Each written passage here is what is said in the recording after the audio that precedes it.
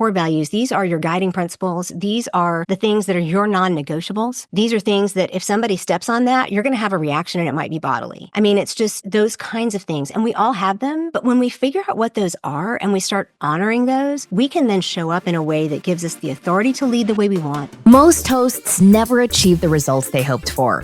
They're falling short on listenership and monetization, meaning their message isn't being heard and their show ends up costing them money.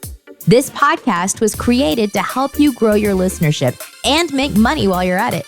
Get ready to take notes. Here's your host, Adam Adams. Hey, podcaster, it's your host and coach, Adam A. Adams, and we are with Andrea Johnson today. She's got a business that serves a certain demographic and a podcast that serves the same demographic. So if that's you, you might just learn a few things. In fact, episode 200 recently came out. We are in the beginning of 2025, and she's got episode 200 already out.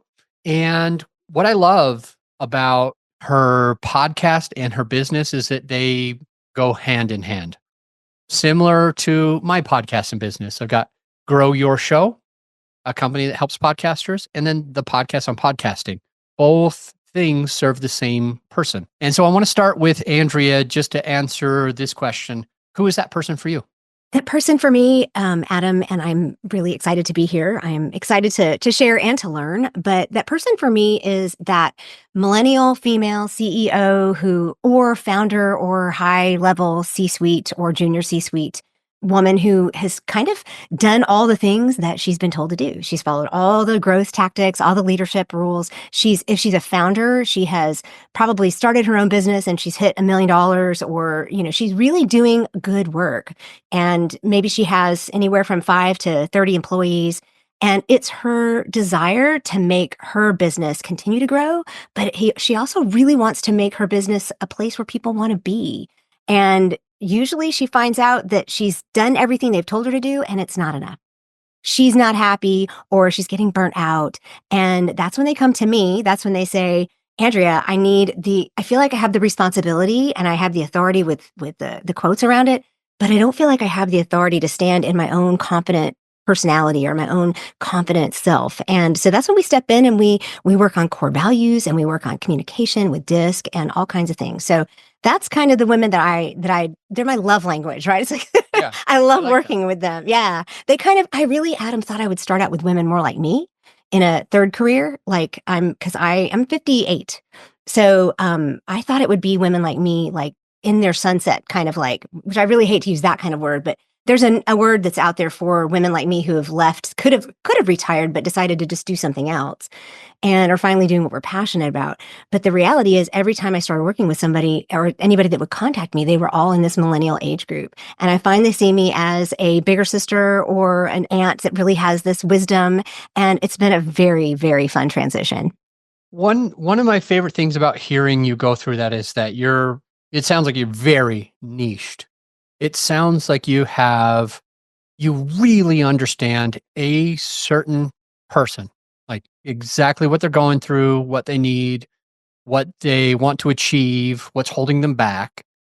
And I hear so many other people that start podcasts and start businesses that are opposite from that.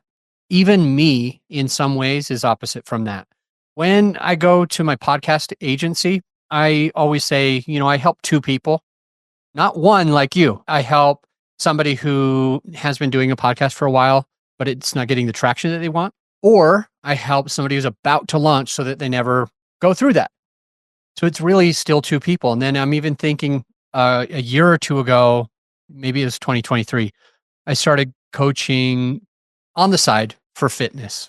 And a lot of people, it might be a woman and she only helps women get healthy and fit or whatever. And then it might be a man and he only helps men. And I was having a hard time, Andrea. I was like, yeah, no, I can help both. And it makes no sense why I wouldn't offer both. And you're making me rethink that because you have your person so dialed in, you understand them. Now, it wasn't in the beginning. You had a different idea and you've learned, okay, this is who comes to me. This is how I help them. over time. And maybe I'll do that since I've only been coaching fitness for a year or so. But I'm loving this. It's making me rethink things. I talk to my clients, by the way. This is a coaching moment. I'm putting air quotes. This is Oh, a okay. coaching moment. I talk to my clients when they come and they're starting a new podcast or rebranding a podcast about making sure that everything speaks to that person. So for you just mentioned she's a millennial, she's a CEO, she probably has 5 to 30 employees that she works with, and everything else that she needs, During the green room, you and I asked you if it would be okay if we talked about this. Sure. So your podcast, I've got it pulled in front of me, Stand Tall and Own It. I love the title. It is a little obscure. And when I say that, I mean there are titles that can be these two C's or those two C's.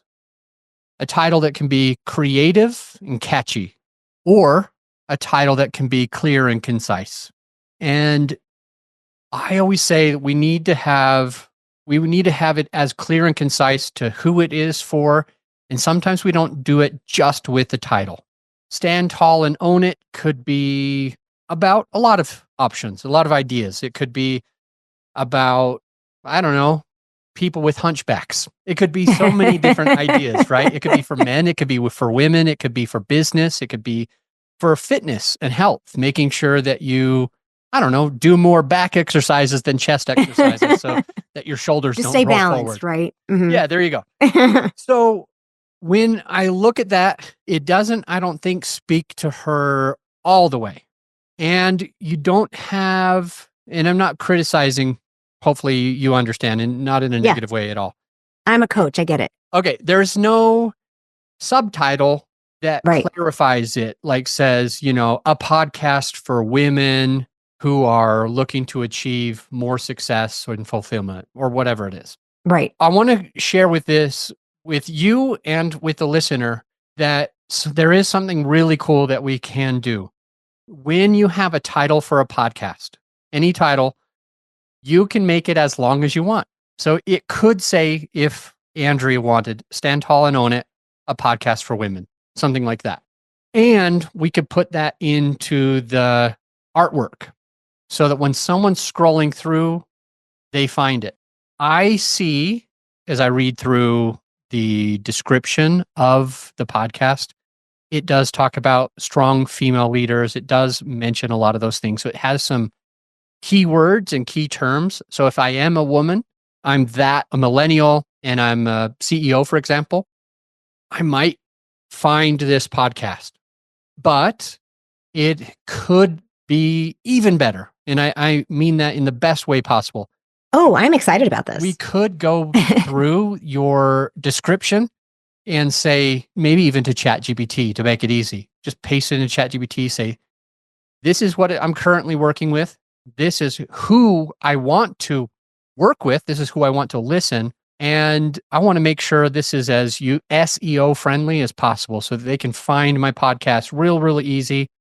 I want it to be in the title. I want it to be in the artwork. I want it to be in the description of the whole podcast.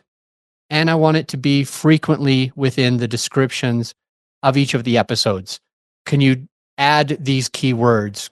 Keep it in my voice, but add these keywords. And I think that would be a thing that would help to be able to put you in front of more of those entrepreneurial women who are millennials. If you throw in all those different taglines and search engine optimization keywords, I think that could help a little. Oh, I think it could too. And this is, for me, this is an answer to a question that I've kind of been mulling over. And what's interesting is I use ChatGPT for all kinds of things. So you are speaking my language, and I already put like prompts. If you're looking at this on video, you can see I've done my little card here, Nice. because this is really encouraging for someone like me. So just for all the listeners out there, just to know, I do all of my own stuff.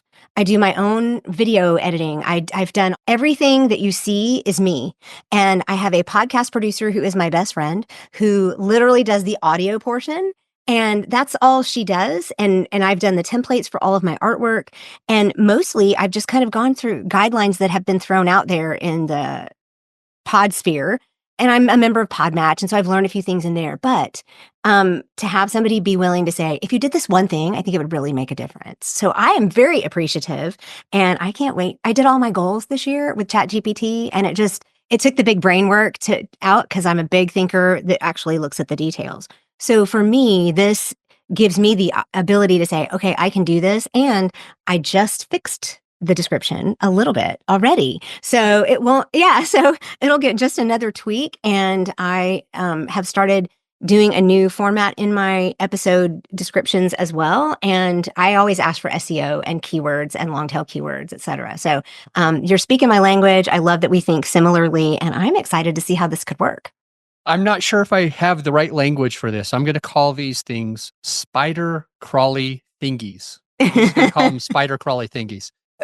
But what's cool is over the last year or two, they've amplified the ability for search engines Right. to listen to your podcast, to essentially pull that transcript and see what you're talking about, to make sure that it goes in the title and in the artwork and in the description, as well as in many of your episodes. So if you are listening, if you're Andrea, if you're me, when we go in, we want to make sure we're always talking about things that our perfect avatar Yeah. wants to hear. Because those spidey crawly thingies, and I'm not sure if that's the real name I've for heard it. them. I've heard them called crawlers. I have Okay, heard them called crawlers. crawlers. Yeah. Uh-huh. Cool. Andrea, so Yes. how many years out of 200 plus episodes now? How long has it taken you to get there? You're doing one a week? Yeah, about one a week. I have taken a few weeks off, but most of them have been strategic. Most of them have been replaying an old one. But this has been going on so it's 4 years, but it was August 4 years ago. Okay. So yeah, basically 50 episodes a year. And I honestly could not do that without my friend who has helped me throughout this whole entire time. And, we're just a team and we just do it together. I've got a question that maybe the listener wants to know. How does the podcast, which in my opinion, it's clear that the podcast serves the same person as your business serves. Has the podcast brought in clients or referrals that you can measure over the last few years? Well, I wish I could say yes over all the years, but I cannot. And I wish that I had been able to niche down and get more specific a long time ago, but I couldn't. Because just like you said, it takes us a while to figure it out. And my podcast is a little bit of my journey. And my journey has been a little bit of crawling around like the internet spiders, just trying to figure out where I'm going to land. And a lot of it is for women, in my case, especially we're taught that we have to be like all things to every person. And so it's not just that we're overcoming that as a business owner, we're overcoming that inside our brains. When I announced that I was going to be a coach, we had dinner with another couple, and this guy was a high up in finance, and he said, "Oh, but I want you to coach me." I'm like, dude, I just sat here and said I was going to coach women. I mean, it's just constant and you want to be able to make money and you want to be able to get more listeners and do all that. But the reality is the more I niche down, the more listeners per episode I get. And it's not big Yeah. yet. And I think I love that part of it is this subtitle business. It's the finding of it. But in the last 6 months, I've actually started getting clients and referrals out of it. I'm meeting with somebody from a university in Florida next week because we've already got a contract signed for a workshop that I'm going to be doing in February. And she found me through my podcast. And so it's like little things like that. I don't currently have it monetized. That's something that I definitely want to work on in 2025.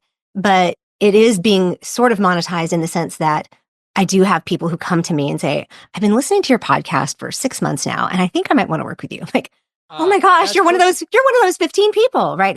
It's just, that's kind of how we see it. And knowing that the work that you do actually makes a difference in other people's lives gives you the courage to get behind the mic one more time. Oh, I agree. But I want to ask you a question. I want to go back to the gentleman that you were sitting with, I think at dinner, telling him about your niche. And then he said, "I want you to work with me." Think about that, because I'm about to ask you, why not work with him? How does it detract from anything else. And I don't want to give all the details on this type of podcast, but I worked with this one younger woman who had a tumor in her head. Hmm. And this is for fitness stuff. And we changed her diet, gave her all the meals to eat.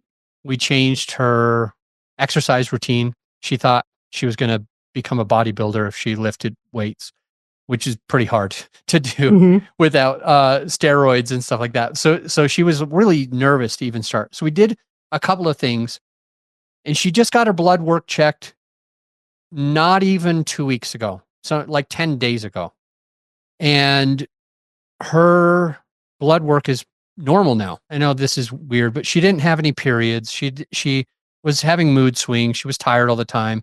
This thing in her head, this tumor messed up her thyroid and just messed up her whole body. But after working this way, she ended up like fixing all of that and going from 140 pounds to like 119 pounds.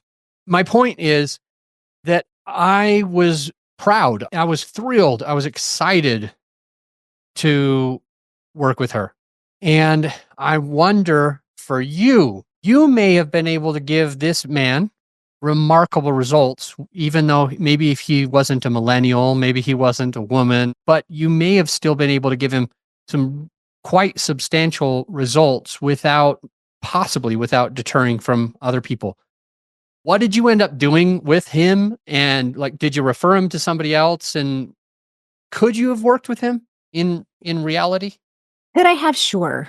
When I do corporate work and I work with teams and I work with leaders and teams, I work with men every time. And it's not that I won't work with men, it's that my passion is to help women overcome all of the stuff that we've dealt with from the conditioning of the patriarchy, quite frankly. And it's just so I also only have a son, right? So it's like there's a certain amount of this that it's a question that I ask myself every day because quite frankly, the systems and the conditioning that we've set up for young women also affects men. And so I want to make sure that it's not just that I play fair, but that I give a fair shake. If there's a real need, I would work with a man. I would definitely coach a man. This particular guy, honestly, I don't think he really I think he was really just messing with me. But at the same time, I would have been out of my league and out of my depth. It was more than just that he was a man. It was that he was high up in finance. I know nothing about finance. Now, it's not that I need to know anything about finance. I'm a core values coach. At the time, I was an executive leadership coach. I didn't really know. And so I was new enough, but I also knew that I was new enough in my work that I was still kind of learning to decondition some things, and I was still a little angry. I didn't want to work with men. Okay. And so if he asked me today, it might be a different story because I've grown a lot in 4 to 5 years. But I think we also need to be realistic about now, if he asked me truly today and I didn't think I could coach him, I have plenty of people I could refer him to. And now I have that network that I could do that with. But we need to be honest. I think it's great that you love that I'm so niched. I feel like I'm still not messaging quite that niched. I feel Okay. like I know that in my head. And starting pretty much with episode 200 going forward, for 2025, it is, thank you, ChatGPT, very niched into this particular avatar. But we also have to be cognizant of the fact that we have a specific message and we have a specific expertise. And the thing that I'm learning over and over is that it doesn't matter how many times I say something, there's always somebody new listening. And it may feel like I'm saying the same thing, but I'm saying it to a new audience every single day. And so for me to be able to say, these are the people I work with, and then work with them, and the more I know them, the better I get at working with them, this means that I become an expert.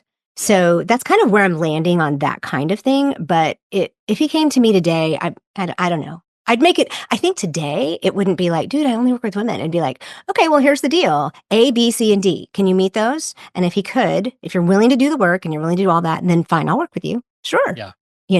Because What's Dave Ramsey? You know that guy? yeah. Heard of him? Mhm. He only says 4 things ever. He's done Yeah. more than 3,000 episodes. And he doesn't have much more to say except for pay off your mortgage and don't buy a Use BMW. cash. Yeah. Yeah. Yeah. He doesn't Yeah, have I much drive a else to say. BMW. So, shame I on don't you. listen to Dave Ramsey. Okay, I like that. Going back to that is you it sounded like I was perceiving that you may have been saying like, "Mm, should I be saying more?" And I'm just trying to share like the people who niche down and say less more often, like you said, they may only talk to that same person once or twice or four times, but that's how they get shared. That's how they grow their Right. listener base. That's how people know exactly if they should work with Dave is Yeah. if they resonate with him because he draws his line in the sand. He only says a couple things. And Andrea has her thing. And I loved earlier when I asked you, could you have worked with him? One of the things you stated was, I'm not passionate about working with him. I'm passionate about working with these women that go through these problems or these issues or brought up this way. And I want to understand, and maybe the listener ought to hear it as well. You transitioned to being a core value coach. Could you share what that means to the listener? How does the listener know if we ought to start wanting to work with you in particular? Like, what is a core values coach? My actual title that I call myself is a transformational leadership coach, and I transform people from being disempowered to being impactful. And I do that by helping them understand that almost all of the stuff you find out there, unless you're listening to like Brene Brown, is stuff that if it's like leadership or personal development, a lot of it is behavioral. Do these things, therefore succeed. A plus B equals C. But much of it isn't, hey, take a minute, look inside and find out where you are and why you are and who you are, and then move forward with A, B, and C, right? Because then it really will equal D. And Yeah. yeah, so we do this. This is the way we learn and we grow anyway. It's the natural way we grow. As children, I have a 16-year-old, he's learning to drive. Help us all. But when he was little, everything was outside here. It was like kids start with very tangible, concrete concepts. They don't understand when you leave the room that you're actually coming back. That's why they get scared. Because if you're not in the room, you're not here. Oh my goodness, you don't exist anymore, right? But as we age, we understand abstract ideas and we get to where we can understand delayed response and delayed gratification. So when we're learning in school and through like even through college and grad school and stuff, and even early in our jobs, everything is still inputting, right? It's still like we're learning all this stuff and it's coming in. And then we have behaviors that we may modify in order to fit into certain groups. The problem is we have not taken the time to say, but who am I? Why am I here? Why do I want to be a leader? Why do I want to own a company? Why do I want to manage these people or do this specific kind of work? You got some unicorns out there that really honor what I call your core values, but these core values are things that we're kind of taught that we're afraid to look inside. Now, granted, I say we, and I come from a Southern evangelical culture that I have deconstructed and kind of walked out of and reconstructed for myself. But in that world, everything that's inside of us is kind of bad. And it's part of the American ethos in a certain sense. It's that we're aspiring to the harder we work, the better person we are, and all those kinds of things. And so it's a little bit Puritan, you know. So when I start working with people, it's usually because they've hit this point where they're like, I don't even know why I'm doing this anymore. And what I do is I step in and I help them see that it's time to stop looking out here because there's a lot of talk about values out there, Adam. I mean, a lot. And unless, like I said, you're talking to Brene Brown or somebody, it's a lot of them are aspirations. They're aspired values. They're things that we value or things that we want to represent. They're not who we are. And when I talk about core values, these are your guiding principles. These are the things that are your non-negotiables. These are things that if somebody steps on that, you're going to have a reaction and it might be bodily. I mean, it's just those kinds of things. And we all have them. We all have anywhere from 3 to 5. Some people want to say there's 10. But when we figure out what those are and we start honoring those, we can then show up in a way that gives us the authority to lead the way we want, the conviction to lead. Like I said, I'm passionate about this, right? A conviction to say, this is what I want to do. And the confidence to do it in a way that not only honors us, but honors the other person. I've had clients completely leave the field that they were working in because they realized they just couldn't do it anymore. And I've also had clients turn around and say, wait a minute, I need to do these core values for my team, and then let their team do them, and then come together as a team with aspirational values that they want to live up to as a team, and see how that kind of completely transforms that team. So when you can hear I'm like talking faster and I'm talking louder, clearly For sure. this is something that I'm really excited about. And it wasn't something I started out looking at. I really didn't. It wasn't until I started going through my own coaching certification that I realized that the work I had done, 30 years ago, in the back of a Stephen Covey book, with looking at my own, what he called guiding values or guiding principles, actually governing values. This tells you, I told you I'm 58, right? So this is 30 years old, and it's from a Franklin Covey little bitty For the listener, she is holding up a guiding values thing, probably from Stephen Covey. So no, I don't. it, 90% of the people hearing this aren't don't even seeing know who it. that is. So Yeah, no, 90%. No, I'm saying 90% of the for people hearing listening. this don't see anything. So I always say they'll feel left out if we're like, this is it, or look at this book, I do or the see same right thing. here. Yes, I do the same thing on my show. So I'm holding up a small piece of paper that has 6 binder holes in it, and it is laminated the old-fashioned, efficient way with packing tape.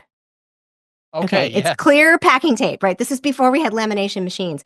And there are 9 governing values on here. And when I did this, some of them are what I would consider to be core values today, because I was sort of looking there. Some of them are things that I just prefer to be around, and some what I consider life principles that I live out.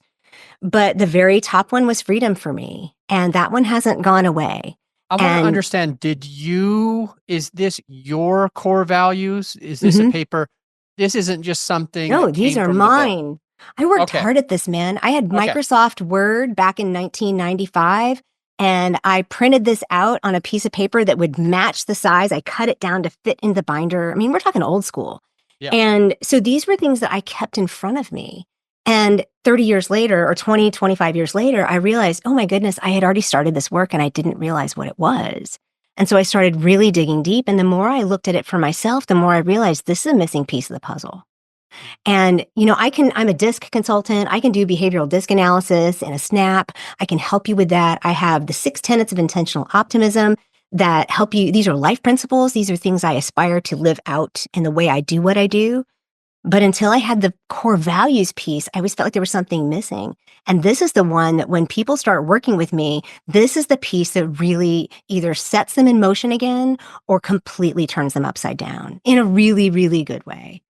I know that was a lot for core I values, like but it. I like it. So I have a selfish question on okay. that, which I hope also could help the listener. I know I'm not your perfect avatar. I'm not a woman. If I'm a millennial, it's by a year. Uh, but I do have a question and then I want to go into some of your podcasting advice for the person who's listening, who is a podcaster Okay. and probably has a business. So I might ask for free coaching here. You understand that coaches share motions usually. And I think you said something like, when you were talking about the core values and what other people do, is that they basically say A plus B gives you, this result. Hmm. And in my case, if I'm going back to that coaching for fitness and health Mm. and longevity, then I could say, A is the macronutrients or calories that you eat, like eat these healthy things. And B is you work out 3 short workouts a week. So it's very simple, right? A plus B. You do A plus B, and within 2 months, you look completely different. You are so happy with how you look in the mirror just in 2 months. Plus, you have habits that help you maintain healthy self for life. But that has none of these core values or mindset pieces that you're talking about.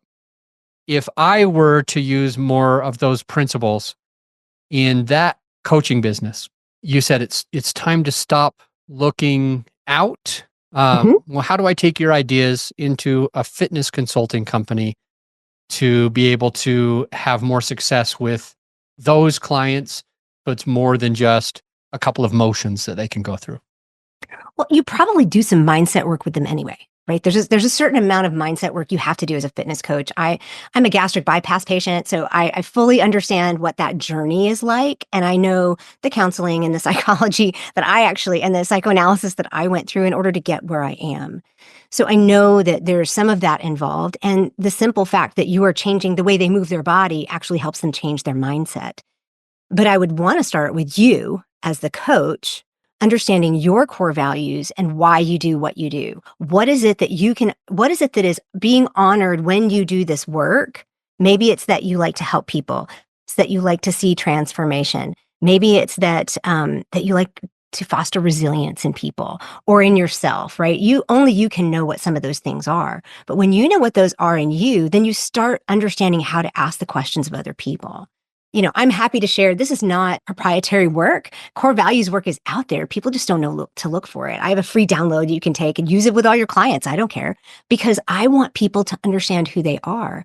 Half the time, my clients will literally say the reason why I was doing X, well, like I was eating too much, let's stay with you in your thing. One of the reasons, and I do this for myself, I often will look at why am I stress eating? Oh, it's because I am not honoring my core value of the freedom of thought, right? I actually need to do the critical thinking in this area. Somebody's trying to tell me how to think, and I need to stop that because it's causing me to use a tool that doesn't actually help me, which is eating for stress, right? So it would go along with the piece of the mindset piece, and it would give the opportunity to look at why they want to make a change. It could be, as in the example that you shared earlier, that there's some real physical need. But I would guarantee you that all the people that come to you are not in that kind of a situation. That's probably a special kind of example. But I would want to start with you because I would want you to understand who you are. And then I would want you to be able to translate that and work with other people. One of the things that ChatGPT did for me was it said, here's a 6-year plan, and you need to do group coaching next year. And within 4 years, you need to be training the trainers. You need to actually certify people in core values work. And I got to tell you, Adam, I was like, what? Really? And so in that kind of a situation, I would definitely want to do that so that you as a coach could turn around and actually help your people in a new and meaningful way. And that would give you a different way to approach their health and wellness than they're going to get from somebody else. That would really make you unique. Okay. So I need to figure out what all of my core values are first, like you did on that piece of paper with the 6. At least, I think. I mean, do you eat the right macros nutrients? Most of the time. Do you work out 90%. 3 times a week? At least. Yeah. See, I right? do more. Yeah. So but you already do it. Unless it's a specific situation, you're probably not going to coach somebody to do something that you don't practice or that you wouldn't practice if it was something that was necessary for your well-being. It's the same with core values. We need, as coaches who are in the leadership and personal growth space, we don't need to be coaching someone to do something that we're not either willing to do or try. Yeah, that's as far as I'm going to go with that. Yeah, no, this is really good. I want to get into a couple of pieces of advice that you've learned over a couple hundred episodes over the last few years. We will be right back and we'll find out what best advice you have for a podcaster. Hey, my friend, as you know, this episode is sponsored by my company, growyourshow.com. We want you to be able to have the best tools at your disposal without costing you a whole arm and a leg. So right now you can get a free list of vetted equipment that like mics, mixers, webcams, sound treatment, editing software, everything that you need. I created the whole PDF with direct purchase links just to save you time and money, to help it be more convenient for you. So this free PDF will help you skip all the guesswork. If it's on there, it's vetted and approved by yours truly. And if it's not on there, it's probably not worth the money. So go ahead and get yours at growyourshow.com/PDF. Let's get back into the show. We're back with Andrea Johnson, and we've talked a lot about mindset. We've talked about our own core values and what they can do for us. We've talked about branding a podcast and making sure you're speaking to that person in all of the different places. I've gotten a little bit of free coaching on to be able to help and support me in my other company, in my other business, something else that I enjoy doing on the side. And now I want to find out really what she's learned over the past couple of years, past couple of hundred episodes on being a successful podcaster. So if you have a podcast and a business and you want to learn how to make it even more impactful, I think Andrea's got some more advice for you right now.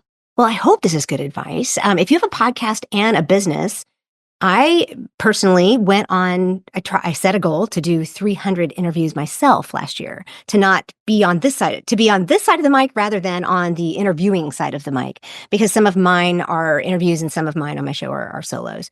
And it taught me a lot about my message. It taught me a lot about how I want to say things from my show. It taught me about how I want to say things from the stage or even on my website. And I think, Adam, I'm going to use this whole analogy to actually feed better into what we talked about from my artwork and my description and stuff on my podcast.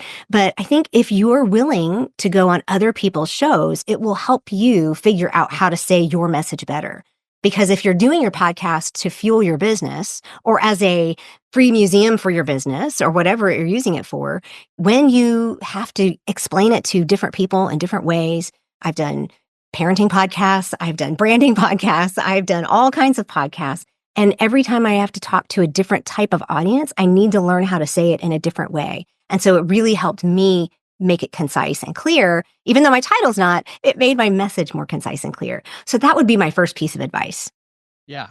Okay. What else? I think the other piece is that it doesn't have to be extravagant. It can be simple. Some of the podcasts that I listen to that have hundreds of thousands of downloads don't have as good a sound quality as my podcast has. And it's just, it doesn't have to be that extravagant. It can be really simple. You know, you even talked to me about making sure that I don't skip a week, little things like that. And I was listening to somebody that is my coach in an email space, and sometimes she'll just put out a 5-minute episode, you know, so it's just the consistency of being there. I try to do it every week. And I try to make sure that we have something out. If we can batch, we batch. But I think just being willing to put something out because somebody is subscribed to that podcast and they want to hear from you. And that's a piece of my own mindset that I'm still working on. But I would say that's a piece that I would definitely say, keep going. You know, I resonate with that specifically because there's this show on Netflix that I really love. I think it's called Ozark. And they, in the middle of a season, they took a pause. I think it was season 4. It was probably the most recent season. But they took a pause. And because of that, I myself went and found a different show, and then another show, and then another show. And it's been several years. Mm. And I still want to listen to watch the rest of that show. I want it to finish. I want to know what happened. But because they paused, because they took a few weeks or maybe it was a few months, because they took time off, I got interested in other shows. And then I was already watching those other shows. And it's been years and I haven't been able to even finish that yet. And it's not that I hate Ozark. I definitely want the content. I want to sit there. I want to know what happens. But because they took a couple weeks off, I went and did something else and I still haven't gotten back after years. So I need to make a commitment, you know, those New Year's resolutions. It's January. I need to make a commitment. I'm finally going to finish that. But it resonates with me how you're talking about making sure that you stay consistent and stay in front of that listener, because it's not that they hate you. They obviously were subscribed. They wanted to be part of it. But if you miss a few weeks, maybe they're going to go find the next episode for somebody else. And maybe they'll get stuck with it. Maybe they'll love it and forget about or just not have a chance to come back. So that was really good. Appreciate you. I'm going to do some figuring out of my own core values because of what I learned from you today. I'm going to figure out how can that help me to be able to benefit my person. And I have one random question that I'm not sure what the answer is going to be. When you keep talking about DISC, and I've done other things like I've done DISC. I don't remember my 4 letters, but I've also done, culture index, predictive index, and some other things like DISC. And they are very helpful. They are very impactful. It helps me understand how I communicate with people. It helps them understand how I communicate. I've dated a couple of people and I've been blunt or direct, and I didn't think rude or argumentative, but it came across that way Hmm. because at least on predictive index, I'm a maverick. I don't know what that means on DISC, but Okay. my question is, if we take the time to do our personality profile through one of these things, and I know you're certified with DISC, it sounds like you Hmm. are, is that beneficial to our core values, or is it beneficial in a different way? Yes and yes. Okay. It's beneficial in many ways. I actually One of the reasons why I love doing the core values with DISC is because they layer. DISC is a behavioral analysis, so it's helping you understand the behaviors that you have, understanding the bluntness, understanding the detail. It sounds you've got some what I would hear some C in there with all the detail, the creative, and maybe a little bit of D, but sometimes that comes across, which is be it like a driver. I don't know how if you're bottom line. But when we understand, and I actually did an episode on this, how core values and DISC mirror each other, or how different personality types, because that's what I keep getting. Are different personality types going to have more common core values? And I say yes, because if you communicate in a certain way, it's probably because of a core value that you have. When you look at DISC, you've got your D, which is your driver. These are very bottom line, results oriented people. So your core values, if you're a D, are more likely going to fall into a very productive space, right? It's like they're going to be core values about accomplishing something. The I's are your influencers. These are your relationship people. And your D's are only 3% of the population, too. So your I's are relationship people. These are going to be their core values for an I are more likely going to be in a relational area. For me, I'm a very high I, and mine are freedom of thought, belonging, and authenticity, right? So that very much falls in that same category. Your S's are your steadies. They're the people who mess up your change curve, and they want a lot of safety. So they're going to be like, I literally had a client whose top core value was reliability. I thought, how boring is that? Right. But it really resonated with her. So then the C's are the creatives or the compliance, and they're very detail oriented. And so they might be all about following through. And I had one who that was hers. It was like, if you can follow through, then we're good. Right. And core values are mirrored. They're for me, and I want them for you as well. I want you to be able to think for yourself as well. But when we start layering all this information that we pull in, I mean, I'm one of those personality type junkies. I know my Enneagram and my Myers-Briggs and all of that. But when we do that, especially when I look at core values layered with DISC and how we want to live, that helps you kind of have a little bit more of a 3D picture. And it helps you understand why certain things are going to come out the way they come out. Not just that you're wired that way, but why you're wired that way. And I think that's the full picture that I like to paint with clients. So, yeah, I think it's very beneficial to have more than one thing at your disposal. It's just like if you're working on a repair project or a renovation project, you don't want a tool belt with just a hammer. You want a tool belt with a bunch of different tools, and having your core values and these different indexes, whatever works for you. If there's not one personality type indicator out there that is the only one you should use, there's just not. It's the information that you're looking for. They all measure something a little bit different. And I use the DISC with my core values together to really give you a 3D look at who you are and why. Awesome. To the listener, Andrea's information is in the show notes. You can grab anything that you want. So if you wanted to look at her podcast, it's there. Any social media that she wanted to share with you is already down there. Same thing with her business, her company. Any links are already in the show notes. So feel free to scroll down, check out Stand Tall and Own It, and or go and see her website. Everything is down below. And the next episode is going to be an episode that I have created just for you. So don't go anywhere. I'll see you there. If you're glad that you checked out the podcast today, if you got some value out of this episode, some actionable takeaways, I invite you to do one of three things. A, you could do a written review on Apple. Let us know what you think. Just an honest written review. B, you could share the podcast with a friend of yours who needs it. Or C, at the very least, implement what you've learned to take your business and your podcast to the next level. And I'll see you on the next episode.